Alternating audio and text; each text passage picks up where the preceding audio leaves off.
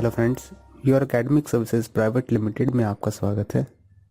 पिछले काफ़ी सारे सेक्शंस में हमने जीएसटी की काफ़ी सारी जानकारी ली जो उसके बेसिक्स इम्प्लीमेंटेशन के बारे में संबंधित थी।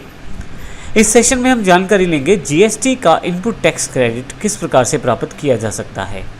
यहाँ पे ये हमारा 8th पॉइंट है और इस सेशन में हम इनपुट टैक्स क्रेडिट के बारे में जानकारी प्राप्त करेंगे। आगे बढ़ने से पहले मैं आपको बता दूं कि हमारे इस चैनल पे जीएसटी से संबंधित सभी तरह के एग्जाम्पल्स आपको मिलने वाले हैं, तो यदि आपने हमारा चैनल सब्सक्राइब नहीं किया है तो अभी कर लीजिए ताकि आपको सभी एग्जाम्पल्स मिल सकें।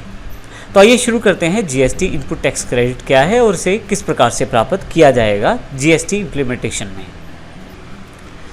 हमने ये सारी जानकारी पिछले सेशन में भी ली कि किस प्रकार हमारे पास जीएसटी 3 सेगमेंट के अंतर्गत उपलब्ध होगा। सीजीएसटी, सेंट्रल जीएसटी जिसमें सेंट्रल गवर्नमेंट से संबंधित टैक्सेस को कलेक्ट करके सीजीएसटी को बना दिया गया है। एसजीएसटी अर्थात स्टेट जीएसटी जिसमें स्टेट गवर्नमेंट जो आपसे टैक्सेस लेती है उन सबको मिलाकर एक टैक्स बना दिया गया है एसजीएसटी। और इन दोनों का एक मिला हुआ रूप आईजीएसटी जो इंटर स्टेट सेल्स पर कार्य करेगा, जिसमें कुछ भाग सेंट्रल का रहेगा और कुछ भाग स्टेट गवर्नमेंट का भी रहेगा। ये सारी जानकारी हम पिछले सेशन में प्राप्त कर चुके हैं। तो अब बात करते हैं जीएसटी में आप इनपुट टैक्स क्रेडिट किस प्रकार से प्राप्त करेंगे। सबसे पहले हम ये जानते हैं कि इनपुट टैक्स क्रेडिट है क्या। जब आप परचेज़ करते हैं किसी चीज़ की तो आप ऑलरेडी जीएसटी को पे करेंगे उस परचेज़ के अंतर्गत, और उसी चीज़ को अगर आप आगे सेल करेंगे तो आप जीएसटी को प्राप्त भी करेंगे। तो सेल करने के पश्चात जो जीएसटी आपको मिला है और आपने जो परचेज़ करते हुए जीएसटी पे किया था, इन दोनों को अगर माइनस कर दिया जाए तो आपके पास वो नेट जीएसटी रह जाएगा जो आपको पे करना है। तो इस तरह से परचेज़ पे दिया गया आपका जीएसटी एक तरह से इनपुट टैक्स क्रेडिट रहेगा।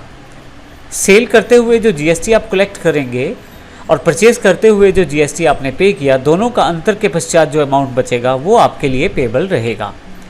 यहाँ हम इसको प्रैक्टिकल एग्जाम्पल में अगले सेशन में भी देखेंगे, लेकिन यहाँ के लिए हम ये जानकारी प्राप्त कर लें कि यदि आप मैन्युफैक्चरर हैं, ट्रेडर हैं, सर्विस प्रोवाइडर हैं, गुड्स या सर्विसेज में किसी तरह से भी आप कार्य करते हैं, डीलिंग करते हैं, तो यदि आप एक ही स्टेट के अंतर्गत सामान बेचते या खरीदते हैं with in state, same state में, तो आपके पास पहले सीजीएसटी लगेगा और फिर एसजीएसटी लगेगा।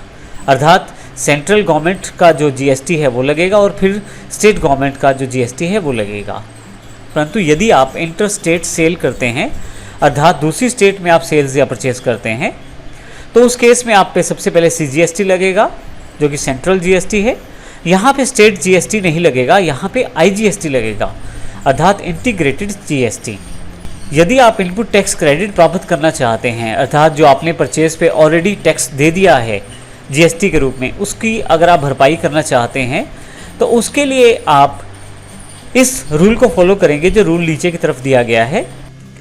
रूल को समझने से पहले मैं आपको बता दूं कि जो परचेज पे आप टैक्स पे करते हैं जीएसटी के रूप में, वो सीजीएसटी और एसजीएसटी के रूप में या आईजीएसटी के रूप में हो सकता है।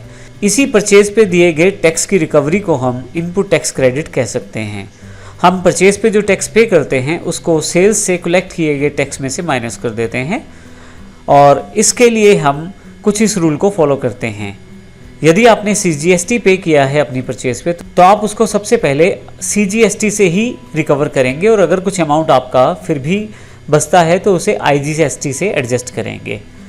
यदि आपने एसजीएसटी पे किया है परचेज पे तो आप एसजीएसटी से ही उसे एडजस्ट करेंगे, अगर कुछ अमाउंट बच जाता है तो आईजीएसटी से उसे एडजस्ट करेंगे। इसी तरह से यदि आपने आईजीएसटी पे किया है तो आप उसको आईजीएसटी से एडजस्ट करेंगे सबसे पहले। यदि उसमें से कुछ बचता है तो सीजीएसटी से, और फिर भी यदि कुछ एक्स्ट्रा अमाउंट रहता है तो उसे आप एसजीएसटी से भी एडजस्ट कर सकते हैं। यहाँ पूरे चार्ट में ध्यान दीजिएगा कि हम किसी भी तरह से सीजीएसटी को एसजीएसटी या एसजीएसटी को सीजीएसटी से एडजस्ट नहीं कर सकते। अर्थात सेंट्रल गवर्नमेंट का जो टैक्स है उसे स्टेट गवर्नमेंट के टैक्स के साथ एडजस्ट नहीं कर सकते, और ना ही स्टेट गवर्नमेंट के टैक्स को सेंट्रल गवर्नमेंट के टैक्स के साथ एडजस्ट कर सकते हैं। तो इस प्रकार हम इनपुट टैक्स क्रेडिट प्राप्त कर सकते हैं। नेक्स्ट सेशन में जो एग्जाम्पल करेंगे उससे ये पूरा सिनेरियो आपको क्लियर हो जाएगा कि किस प्रकार से हम इनपुट टैक्स क्रेडिट प्राप्त करेंगे, क्योंकि वो पूरा का पूरा एक एग्जाम्पल दिया गया है प्रैक्टिकल रूप में किस प्रकार से आप सेल्स करेंगे, किस प्रकार से परचेस करेंगे, जिसको हम नेक्स्ट सेक्शन में जानेंगे। लेकिन आगे बढ़ने से पहले मैं बता दूं कि यदि आपने हमारे चैनल को सब्सक्राइब नहीं किया है तो अवश्य कर लें, क्योंकि हम यहाँ इसी चैनल पे जीएसटी से रिलेटेड बहुत सारे क्वेश्चंस के आंसर देने वाले हैं, ताकि आपको समय समय पर इन सभी वीडियोस की जानकारी मिलती रहे। तो इसके लिए आप सब्सक्राइब अवश्य करें। धन्यवाद।